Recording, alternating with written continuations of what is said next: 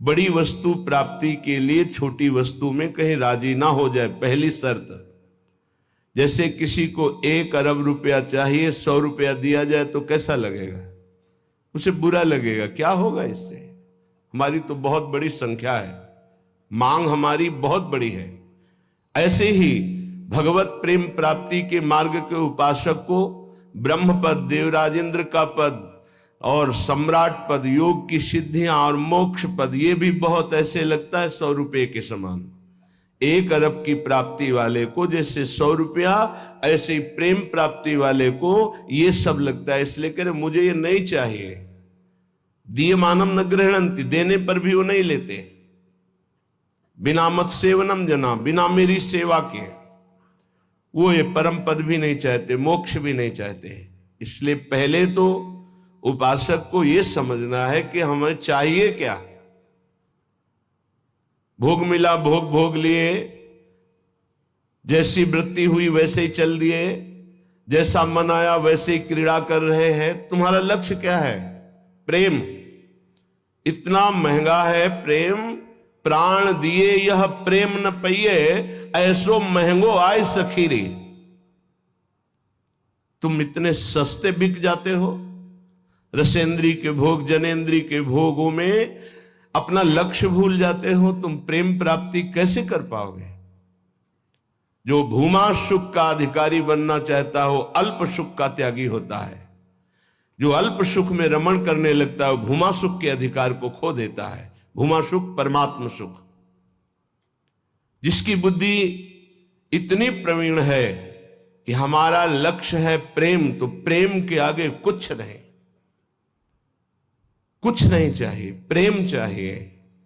वो उपासक बिना किसी हिचक के, बिना किसी भय के, बिना किसी प्रलोभन के वो भगवत प्राप्ति कर लेता है। वो प्रेम प्राप्ति का बस दृढ़ निश्चय चाहिए, फिसलना नहीं है। ये ले लो, ये ले लो, नहीं नहीं, मेरा तो लक्ष्य प्रेम है, इससे क्या होगा? पर ऐसा नहीं है। वो प्रेम तो बाद में मिल ही जाएगा, पहले हमें भोग भोग लेते हैं। बस यही त्रुटि जीवन को नष्ट कर देती है। यही कमी हमारी हमको आगे नहीं बढ़ने देती। नहीं, परमार्थ में थोड़ा भी नाम जप करने वाला, थोड़ी भी साधना करने वाला, उसको अनुभूतियां होने लगती हैं। चल चला चल राह में अनुभूतियों का ले सहारा, कौन तेरा साथ देगा, व्यर्थ में किसको पुकारा। परमार्थ के पथिक का कोई और साथ नहीं देता, उसकी अनुभूतियां साथ देती है। पर अनुभूतियां हैं नहीं तो धन साथ देगा, व्यक्ति साथ देगा, शरीर साथ देगा, रिश्ते नाते साथ देंगे। ये सब काल के गाल में दबे हुए हैं, ये क्या साथ देंगे? कालातीत पुरुष हमारा साथ दे सकता है, वह भगवान, वह भगवान के प्रेमी जन। इसलिए बहुत सावधानी पूर्वक सत्संग सुने और इस जीवन का चरम लक्ष्य है प्रेम। उस प्रेम को हम प्राप्त करने के लिए कमर कसे। क्या ये संतों के पास नहीं जा सकते? क्या इनका अधिकार भगवत प्राप्ति नहीं? नहीं, इनके मन में भगवत प्राप्ति की कहीं किंचन मात्र लालसा नहीं। पद और प्रतिष्ठा, भोग और ऐश्वर्य, नाम और कीर्ति, बस इतना ही लक्ष्य है। इसलिए प्रेम मार्ग के उपासक को कभी इनका संग नहीं करना चाहिए। हां, कोई महाभागवत और पद पर विराजमान और भगवत भजन में लगा हुआ, भगवत प्राप्ति की लालसा वाला, उसका हृदय से स्वागत करना चाहिए। ऐसा नहीं कि कोई हो ही नहीं सकता। अम्बरीश जी महाराज चक्रवर्ती, सम्राट और महाभागवत, बड़े बड़े महाभागवत राजा हुए। दशरथ जी महाराज चक्रवर्ती, सम्राट, वैसे महाभागवत कि भगवान उनके पुत्र श्री राम के रूप में आए। तो जो भगवान से विमुख है, केवल पद का ही अभिमान रखता है, राजपने का अभिमान रखता है, भोग ऐश्वर्य में घमंड में है, ऐसों का संग कभी भक्त को नहीं करना चाहिए। अभिमानिनते न्यारे, भूत भविष्य लोक 14 में भये होए हरि प्यारे, 3-300 व्यवहार हमारो, अभिमानिनते न्यारे। किमनो भूपई, मुझे क्या प्रयोजन है। एक ब्रज के भक्तों के चरित्र में आता है, एक संत की कुटिया पर राजा दर्शन करने के लिए गए, तो वो भिक्षा मांगने गए थे। दूर से उन्होंने देखा बड़ा राजा का वैभव, हाथी घोड़ा सब। लोगों से पूछा है क्या है? बोले राजा दर्शन के लिए। भागे और गांव में गए और कहा हमारी कुटिया में आग लग गई है, जल्दी बचाओ, जल्दी बचाओ। गांव के लोग भागे, वहां गए तो देखा राजा समझ गए। उन्होंने हाथ जोड़ा और कहा महाराज क्षमा चाहते हैं, पर वो महाराज तो भाग गए, ऐसा कहकर वो दर्शन नहीं देंगे, आप चले जाइए यहां से। यदि आप अपना मंगल चाहते हैं तो महात्मा को कष्ट मत दीजिए, वो आपसे मिलना नहीं चाहते, आप चले जाइए यहां से। वो चले गए। किम भूपई, मुझे क्या प्रयोजन है? जो राजपद के अभिमान में है, किसी भी पद में, उससे क्या प्रयोजन है? अगर अभिमानियों का संग होगा तो अभिमान जागृत हो ही जाएगा। अभिमानियों का, पदाभिमानियों का संग होगा तो भगवद आश्रय छूट ही जाएगा पक्का। ले लो हमारा फोन नंबर, मैं तो आपकी आज्ञा पर चलूंगा, आप केवल फोन कर दीजिए, सब ठीक हो जाएगा। मर गया साधक। जीवन में अन्य आश्रय आना अपनी साधना से भ्रष्ट हो जाना है। एक भरोसो, एक बल, एक आस विश्वास, एक राम घनश्याम हित चातक तुलसीदास। एक ही भरोसा, एक से ही आशा, एक से ही विश्वास, एक से ही संबंध हमारा, मात्र आराध्य देव बस। अन्य का कहीं आश्रय हुआ तो उपासक गिर जाएगा, पक्का गिर जाएगा, और गिरते हुए देखा है। श्रीपाद प्रबोधानंद जी महाराज कह रहे, नु देवादि भिरवा, मुझे इन देवताओं से भी क्या प्रयोजन है?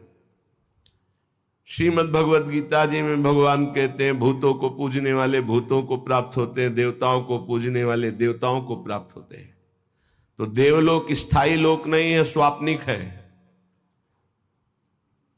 देवादिभिर्वा स्वप्नैश्वर्योत्फुल्लित। जैसे स्वप्न में आप पहुंच गए, बहुत सुंदर मकान, बहुत सुंदर सुंदरियां, भोग ऐश्वर्य, जब जगे तो कुछ नहीं है। ऐसे स्वप्न का विलास स्वर्ग है, एक अच्छा सुखद स्वप्न, जहां पुण्य खत्म हुए, मृत्यु लोक के विसंति, आग खुला, कुछ नहीं। इसलिए मुझे देवताओं से भी क्या प्रयोजन है? क्या दे देंगे? क्या भगवान की प्राप्ति करा सकते हैं? क्या भगवत प्रेम दे सकते हैं? नहीं दे सकते। इसीलिए कहा गया बड़े भाग मानुष तन पावा, सुर दुर्लभ सद ग्रंथन गावा। ये देवताओं को भी दुर्लभ है मनुष्य देव, क्योंकि इससे हम भजन करके भगवान को प्राप्त कर सकते हैं, वो नहीं। श्रीपाद कह रहे शून्यावलंबीर, कुछ आराधना करने वाले ऐसे हैं कि शून्य की उपासना करते हैं। अरे ध्यान ही करना है तो सच्चिदानंद भगवान के नाम रूप का ध्यान करो, समय सार्थक हो जाएगा। किम वैष्णवैर वापी, वैष्णव धाम वैकुंठ से भी हमारा क्या प्रयोजन है? ये तो सखाओं को पसंद नहीं आया। जब सखाओं ने जाना, नंद बाबा को वरुण के पार्षद ले गए थे, और श्री कृष्णचंद्र जो जब उनको मुक्त कराने के लिए गए, तो जो लोकपाल वरुण ने साष्टांग दंडवत की और अर्घ पूजा और उपासना, वो नंद बाबा ने देखी। मेरे लाला को बड़े बड़े देवता लोकपाल दंडवत कर रहे हैं। और स्तुति जब की तो सुना नंद बाबा ने, तो आके ब्रजवासियों से बताया मेरा लाला तो भगवान है।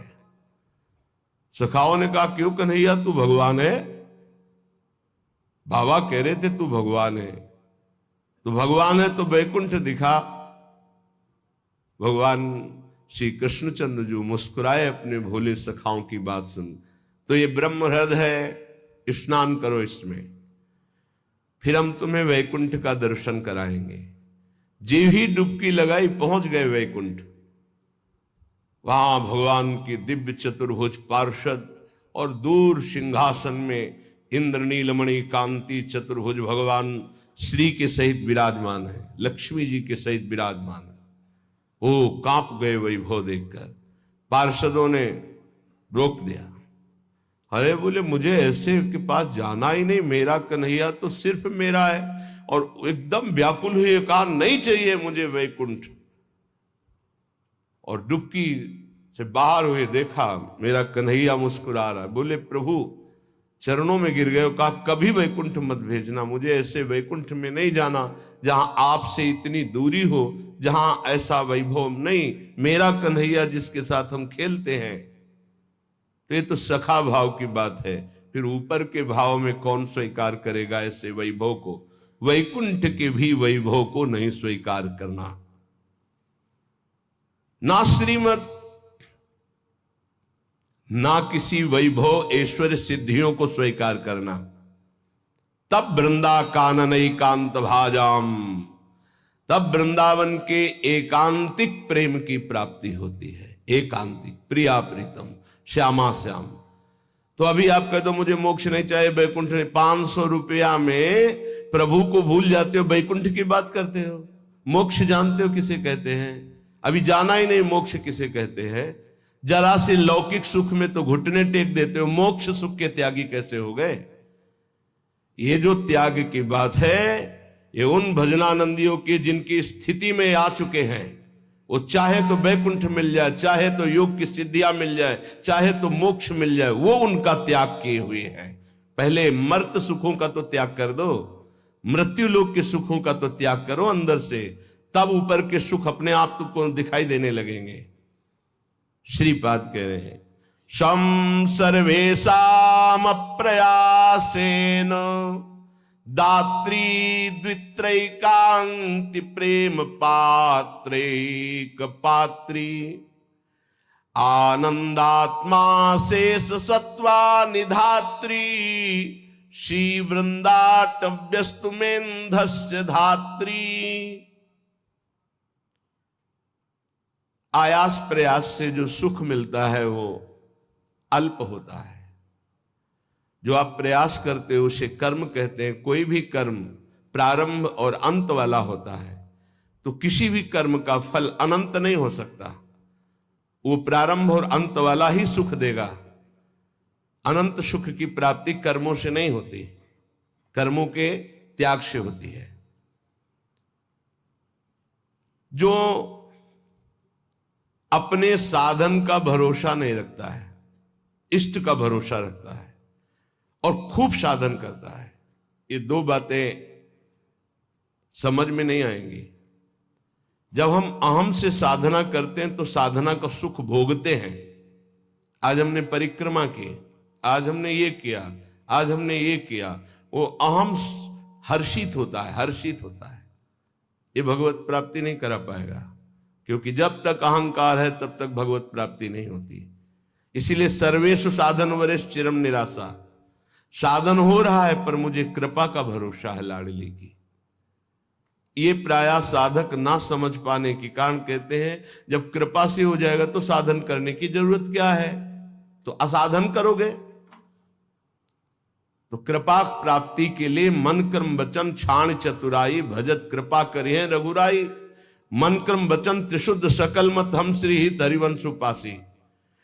वृंदावन में विराजमान सहचर्यों के मध्य में प्रिया प्रीतम की रात दिन सेवा भजन उपासना परिक्रमा ये सब कर रहे हैं, पर हमें भरोसा लाडली का है, अपने साधन का नहीं है।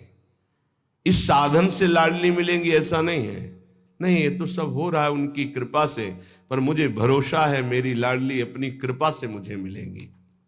ये जल्दी समझ में नहीं आता, जब तक अहंकार है समझ में नहीं आएगा, आगे समझ में आ जाएगा। करते रहो, जब कृपा हो जाएगी, अहंकार गलित होगा, तब ऐसा अनुभव होगा। तो दुत्रैकांति, 2 या 3 ऐसे लोग पाए जाते हैं। भाव समझना, कह रहे पूरे विश्व में ये बहुतायत अंगुलियों से नहीं गिने जाते प्रेमी जन,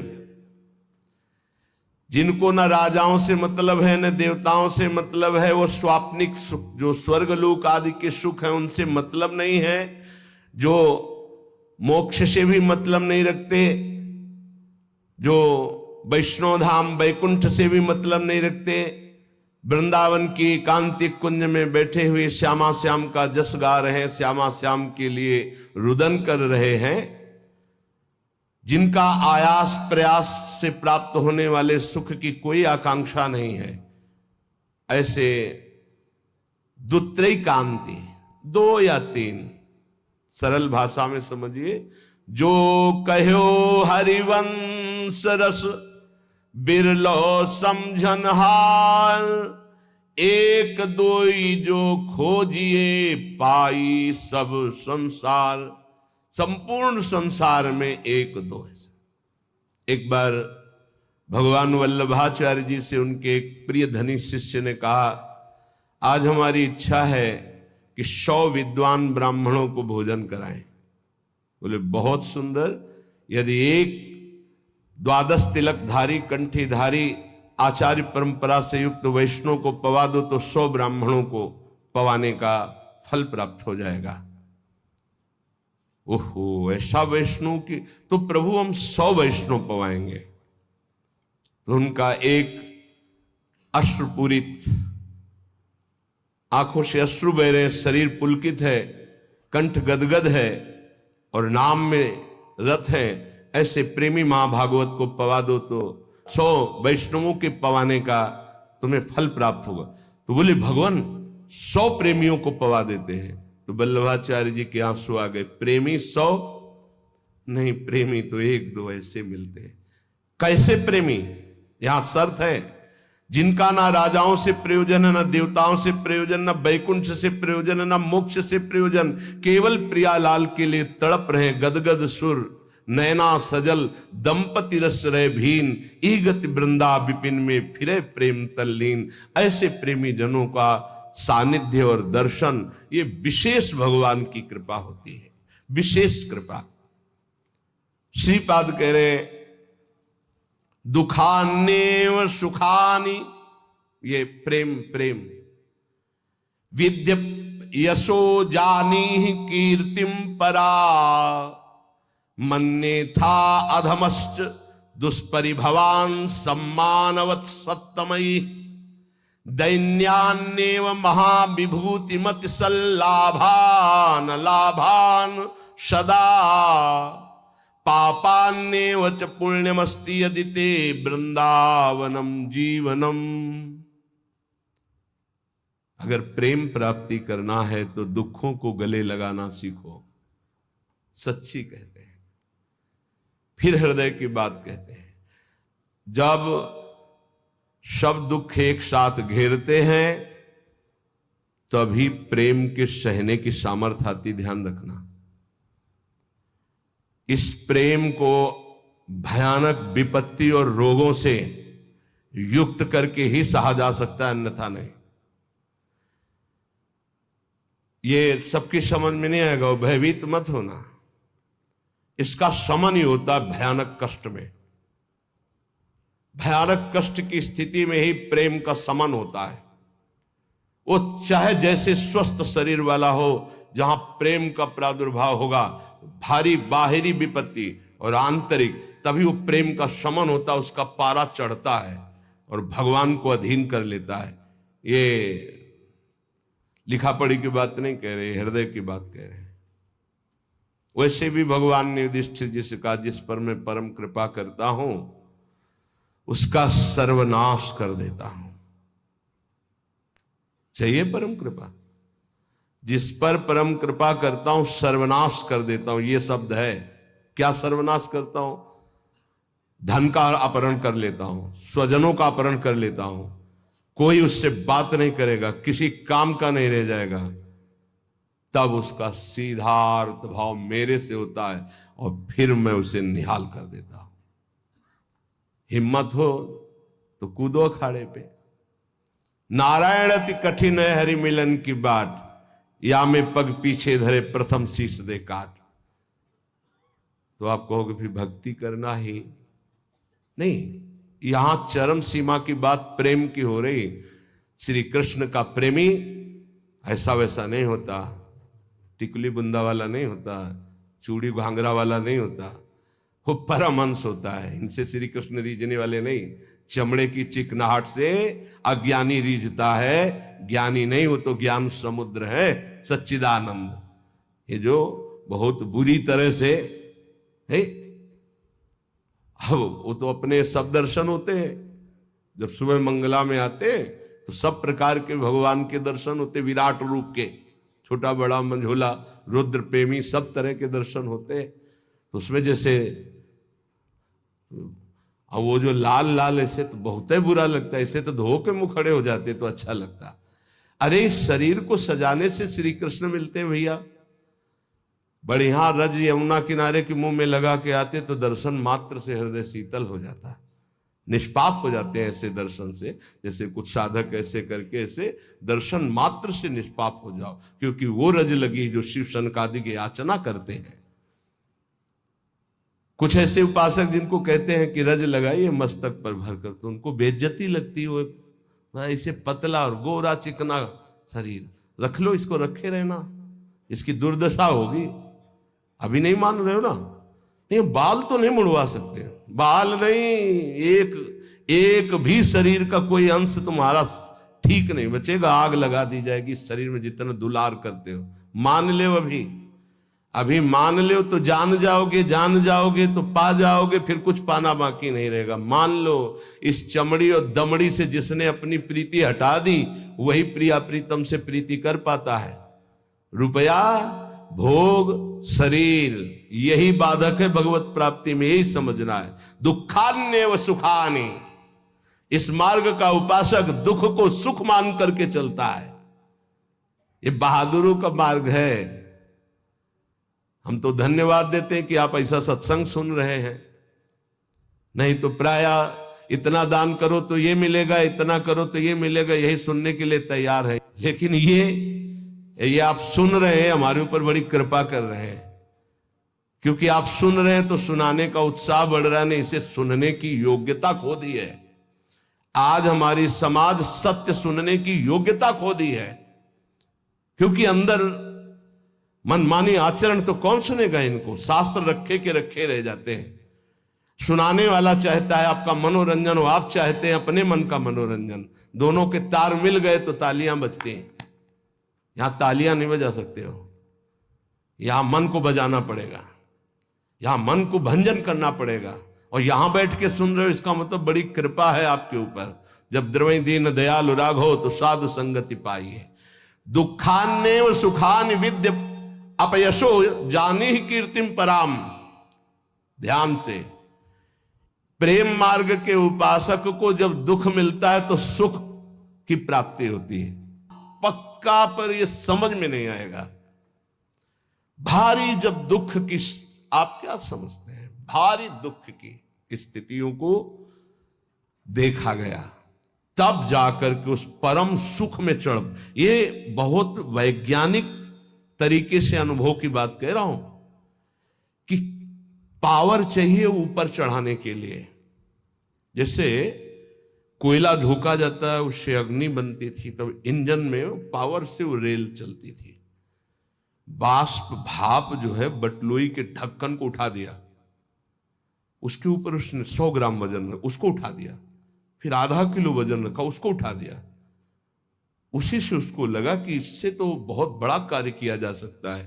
तो ये कक्षा 4-5 की कक्षा में पढ़ाया गया था कि वो इंजन का निर्माण किया, कोयले की इंजन, उसी से रेल बनी। उसका हमें नाम स्मरण नहीं है, जेम्स वाट, हाँ ऐसे कुछ नाम। तो ऐसे ही आप बिल्कुल ऐसे ही समझिएगा।